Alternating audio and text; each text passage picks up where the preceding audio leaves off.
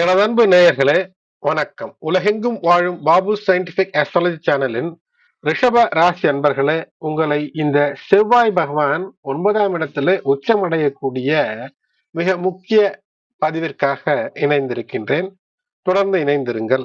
கிட்டத்தட்ட ஒரு 41 முதல் 48 நாட்கள் ஒரு மண்டலம் என்று செவ்வாயை வைத்துத்தான் சொல்வார்கள். 48 நாட்கள். இந்த முறை ஒரு 39 நாட்கள் உச்சம் பெறக்கூடிய செவ்வாய். செவ்வாய் சாதாரண கிரகம் அல்ல, மிக அற்புதங்களை செய்யக்கூடிய, செயல் திட்டம் எப்படி போட்டாலும் சந்திரன் புதன் தரக்கூடிய அந்த அறிவு இணைவுகளின் காரணமாக வெற்றி தைரியத்தோடு மரண பயமின்றி மங்களமாய் ஒரு விஷயத்தை செய்து எதிரியை அடித்து தூக்க, எதிரி என்றால் ஆள் மட்டுமல்ல, எதிர்நிலைகள், கடன், நோய், வம்பு, வழக்கு இவற்றிலெல்லாம் தைரியமாய் இறங்கி செயல்படுவதற்கு ஒரு அரிய ஆற்றலை தரக்கூடிய கிரகம் செவ்வாய். செவ்வாய் 16 ஜனவரி 2026 மகர ராசியில் வந்து உச்ச பலனை தர துவங்கும். அதற்கு முன்னதாகவே ஜனவரி 13 சுக்கிரன் மகரத்தில், ஜனவரி 14 மகர சங்கராந்தியாய் சூரியன் மகரத்தில், அதேபோல் செவ்வாய். அதற்கடுத்தது நான் இந்த பதிவை உங்களுக்கு நீங்கள் கேட்கும் போது புதனும் வந்து விடக்கூடிய அற்புதம். லக்ஷ்மி கடாட்சத்தை தரக்கூடிய, அதாவது செயலுக்கு தேவை அறிவு மட்டும் இருந்தால் போதாது, கூட செயல் செய்யக்கூடிய தைரியம் வேண்டும், தைரியத்தோடு பணமும் வேண்டும். இந்த சரஸ்வதி சபதம் படத்தை போல எது பெரிது என்று பார்க்கும்போது இப்போது பெரிது எது என்று பார்ப்பதை விட முக்கியமான அனைத்தும் அறிவு, வீரம், பொருள், லக்ஷ்மி கடாட்சம் இவை அனைத்தும் இணைந்து தரக்கூடிய அந்த தாக்கம் என்பது மிக மிக அரிதினும் அரிதான ஒரு அற்புதத்தை தரும். உங்களுடைய கர்ம வினைகள் மிக அற்புதமாய் நல்வினையாய் மாறும். தன லாபம் கூடும். சூரியன் அரசு சார்ந்த விஷயத்திலும் சரி, அல்லது நீங்களே ஒரு விஷயத்தை சொன்னால் அடுத்தவர் கேட்கக்கூடிய நிலைக்கு அற்புத மாற்றம். உங்களுடைய பர்சனாலிட்டி இது மிளிரும். எந்த விதமான தடை தாமதங்கள் இருந்தாலும் அதை தூக்கி எறிந்து வெற்றிக்கான வழியை நாடக்கூடிய அற்புதத்தை இந்த கிரகங்கள் தந்துவிடும். அது மட்டுமல்லாமல் திடமான ஒரு தன்னம்பிக்கையை தரும். கரியர் அட்வான்ஸ்மெண்ட், அதாவது நீங்கள் செய்ய ஒரு வேலையோ ஒரு தொழிலோ ஒரு வியாபாரத்திலோ அதுல முன்னேற்ற பாதையை காட்டக்கூடிய, அந்த பாதையை தேர்ந்தெடுத்து அதுல செல்லக்கூடிய அற்புதத்தை தரும். உறவுகளுக்குள் ஒரு இனிமையை தரும். திருமண வாய்ப்புகளை அள்ளித்தரக்கூடிய அற்புதம், அல்லது இனிமையாய் இதுவரை திருமணம் சார்ந்த விஷயத்திலே தடை இருக்கிறது, தாமதம் இருக்கிறது என்று வருத்தப்பட்டு கொண்டிருந்த நிலை மாறி திருமண விஷயங்களிலே அற்புதத்தை அள்ளித்தரக்கூடிய அமைப்பான ஒரு நிலை. செவ்வாய் உச்சம் பெற்ற செவ்வாயாக மகர ராசிக்குள் திங்கட்கிழமை 23 பிப்ரவரி 2026 11:57 AM வரை, அதாவது மதியம் வரை இருப்பார். இந்த நாட்கள் கிட்டத்தட்ட இது 39 நாட்கள் என்றாலும் கூட கிட்டத்தட்ட ஒரு 42 நாட்கள் நீங்கள் இதனுடைய பலன் உங்களுக்கு நிச்சயமாய் இருக்கும். சாரவல்லி போன்ற மூல நூட்களிலே சொல்லுவது எப்படி என்றால், ஒரு படையை நடத்தக்கூடிய தைரியம் என்பது கிடைக்கும். அது மட்டுமல்லாமல் ஒரு, அதாவது இதை ஒரு பாசிட்டிவ் என்று சொல்லலாம் அல்லது நெகட்டிவ் என்றும் சொல்லலாம். அது எப்படி ஒரே விஷயம் பாசிட்டிவ் நெகட்டிவாக இருக்கும்? சில விஷயத்தை இது செய்தால் பாவம், இது செய்யலாமா வேண்டாமா என்று யோசித்துக் கொண்டே இருந்தால் ஒரு குளவி கூடு கட்டி இருக்கிறது, அது உங்கள் வீட்டினுடைய வாயிலிலே கூடு கட்டி இருக்கிறது. நீங்கள் போகும்போது வரும்போது கொட்டும் அபாயத்திலேயே பயந்து பயந்து சென்று வந்து கொண்டிருக்கிறீர்கள். இப்போது அதை அடிப்பதா விடுவதா? அடிக்க கொட்டிவிட்டால் என்ன என்ற பயம் இருக்கிறது அல்லவா? அப்ப அடிப்பதற்கு ஒரு கொடுமையான மனம் வேண்டும், ஒரு குரூயல் திங்கிங். அந்த ஒரு தைரியத்தை, அதாவது எதிர்நிலைகளை தகர்த்தெறியக்கூடிய தைரியத்தை, கரேஜ் தரும். அது மட்டுமல்லாமல் இவன் சாதித்து காட்டுவானா அல்லது சோதனைக்குள்ளேயே சிக்கி மடிவானா என்று அடுத்தவர் கண்டிருந்த நிலைகளிலிருந்து இப்போது சாதனை, அதற்கு மதிப்பு என்பது நிச்சயமாக இருக்கும்.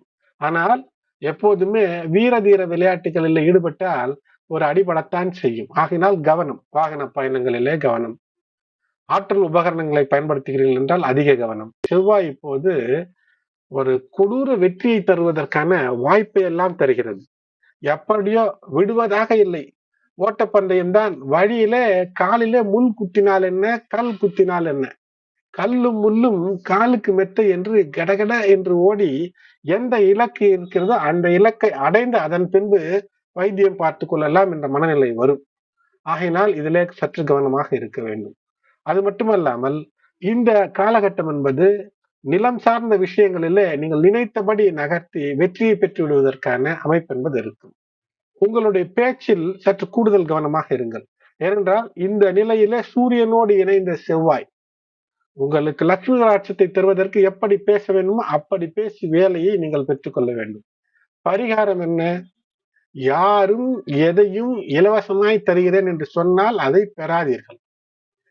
அதேபோல் ஏதோ ஒன்று எளிதிலே கிடைக்கிறது என்றால் அதை 10 முறை யோசியுங்கள். 11வது முறை வேண்டாம் என்று சொல்லிவிடுங்கள்.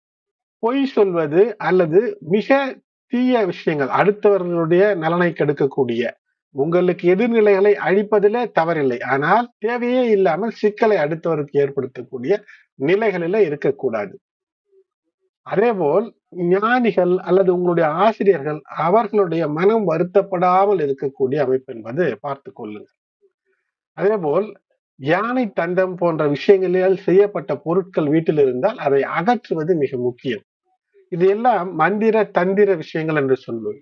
அது மட்டுமல்லாமல் இந்த தை அமாவாசை அடுத்த நாள் 19ஆம் தேதி துவங்கி ஷியாமலா நவராத்திரி, குப்த நவராத்திரி, ரகசிய நவராத்திரி. குப்த என்றால் ரகசிய, ரகசிய நவராத்திரி.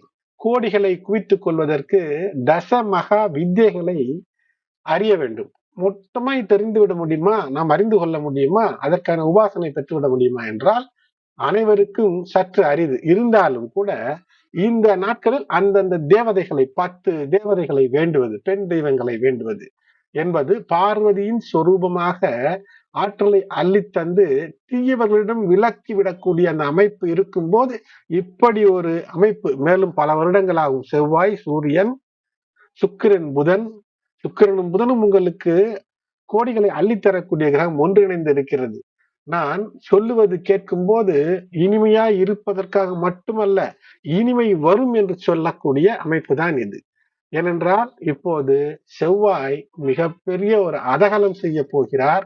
வெற்றியை குவிக்க உங்களுக்குள் இருக்கக்கூடிய அந்த தைரியத்தை, தன்னம்பிக்கையை, கடந்த விஷயத்தை அல்லது செய்ய வேண்டாம் என்று யோசித்துக் கொண்டிருந்த விஷயத்தை இப்போது எதிர்த்து நில், துணிந்து நில் என்று ஒரு விஷயத்திற்கு வெற்றியை பெறுவதற்கு ஒரு அளவிற்கு தைரியம் என்பது தேவை.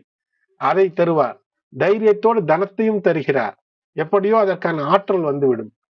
ரிஷபராசி என்பர்களை பொறுத்தவரை உங்களுடைய ராசிக்கு 11ஆம் இடத்துல இருக்கக்கூடிய சனி பகவான் பல நிலைகளில் இந்த உபாஜய நிலையிலிருந்து வெற்றிக்கான வழிகள் பலவற்றை தருவார். அப்போது கிரகங்கள் அவ்வப்போது வந்து சில இடையூறு தரும். செவ்வாய் உங்களுடைய ராசிக்கு 12ஆம் இடத்து அதிபதி. அது மட்டுமல்ல 7ஆம் இடத்திற்கும் அதிபதி. இவர் 9ஆம் இடத்திலே பாக்கிய நிலையிலே வரும்போது சற்று பல நிலைகளில கவனம் என்பது நிச்சயமாக தேவை.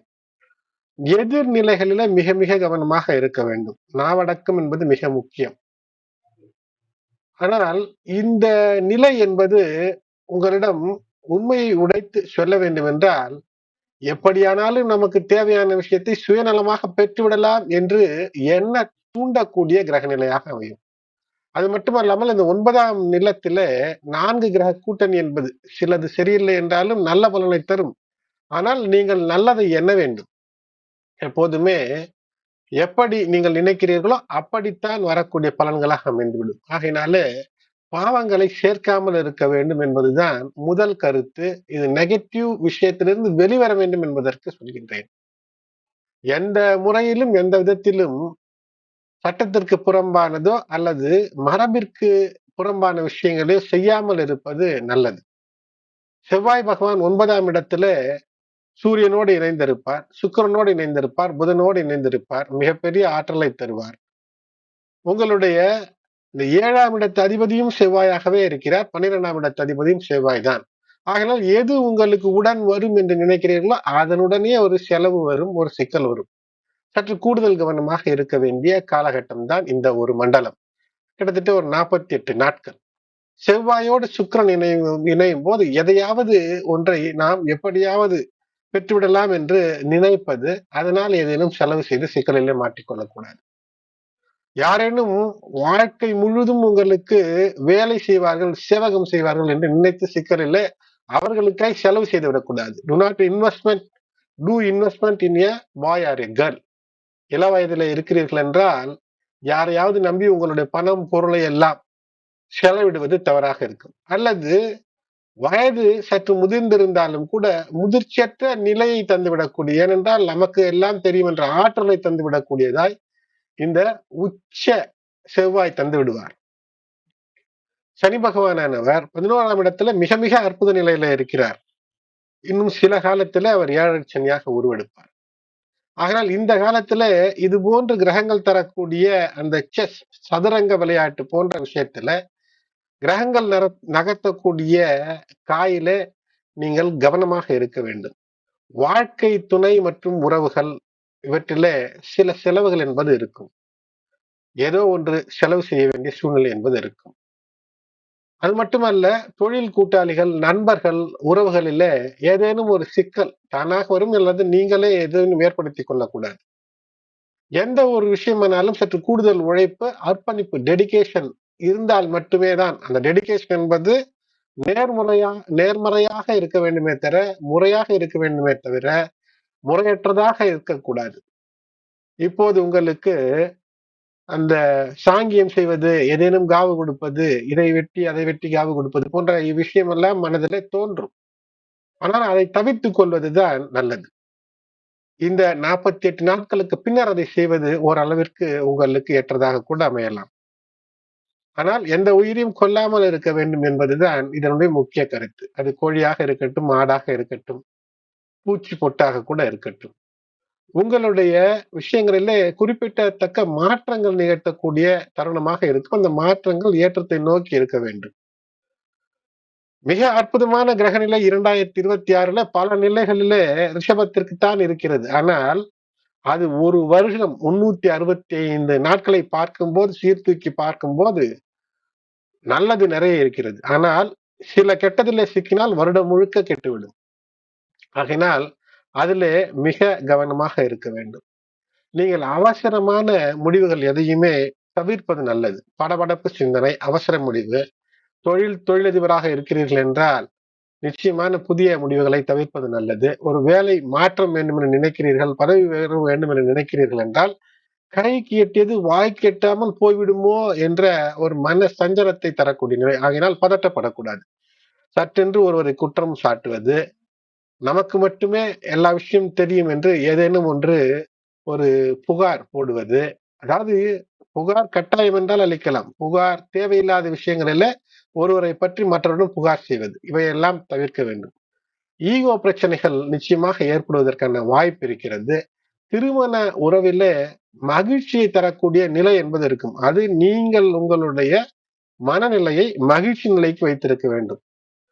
செவ்வாய் சுக்கிரன் இரண்டும் இணையக்கூடிய காரணத்தினால், அது மட்டுமல்லாமல் செவ்வாய் சூரியனும் இணையக்கூடிய காரணத்தினால் ஒரு ஈகோ வந்துவிடக்கூடாது. கவலைப்படாமல் வெற்றிக்கான விஷயத்தை யோசிங்கள். மன சஞ்சலம் என்றால் யோகா, தியானம் போன்றவற்றை செய்வது வெற்றிக்கான வழியை தரும். உங்களுக்கு சில பரிகாரங்கள் என்றால் அமைதி, நல்ல சிந்தனை, மூத்தோர், குறிப்பாக மூத்த சகோதரர்களுடைய பேச்சுக்கு கேட்டு நடப்பது, மூத்தோர் பேச்சு கேட்டு நடப்பது. அது மட்டுமல்ல, உங்களுடைய மூத்தோர், குறிப்பாக உங்களுடைய மூத்தோரினுடைய குடும்பத்தாரிடம் பகைத்துக் கொள்ளாமல் இருப்பது.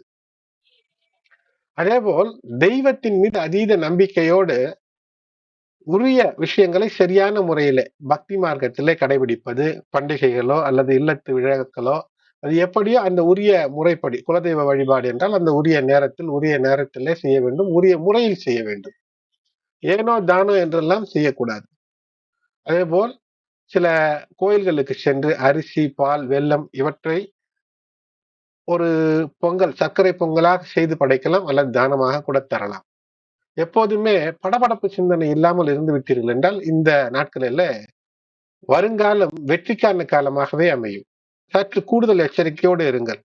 எதிரிகள் படை நடுங்க செயல் தொடங்குவீர் என்று நான் இந்த பதிவின் தலைப்பு பொதுவாக தந்திருக்கின்றேன். இது உங்களுக்கும் பொருந்தும். அப்படி ஏதேனும் நீங்கள் ஒருவரை எதிரியாக நினைக்கலாம். ஆனால் உங்களுக்கு அவர் எதிர்நிலையில இல்லாமல் இருக்கலாம். அது போன்ற நிலையில ஏதேனும் செயலை இப்போது தொடங்கினீர்கள் என்றால், 7 சனி காலத்துக்கு மாறிக்கொண்டு இருக்கக்கூடிய சனி பகவான் இப்போது 11ஆம் இடத்தில் தான் பளபளப்பாக இருப்பார், மினுமினுப்பாக இருப்பார். அதற்கு அப்புறம்தான் டல் அடிப்பார். கவனமாக இருந்து கொள்ள வேண்டும். இந்த 48 நாட்கள் ஒரு மண்டலம் சற்று கூடுதல் கவனம் தேவை. அன்பு நேயர்களே, ரிஷபராசி என்பர்களே, இந்த பதிவு உங்களுக்கு பயனுள்ளதாக இருக்கிறது என்று கருதினீர்கள் என்றால் லைக் செய்யுங்கள். மற்ற உங்களுடைய உற்றார் உறவினர் நண்பர்கள் ரிஷப ராசி ரிஷப லக்னத்தில் இருந்தாலும் அல்லது ராசி ரிஷபம் லக்னம் எதுவாக இருந்தாலும் பொதுவில் இந்த பதிவு பொருந்து வரும்படியாக தந்திருக்கின்றேன். தொடர்ந்து இணைந்திருங்கள், சப்ஸ்கிரைப் செய்யுங்கள். உங்களுடைய அன்பும் அரவணைப்பும் இன்றியமையாதது. நன்றி.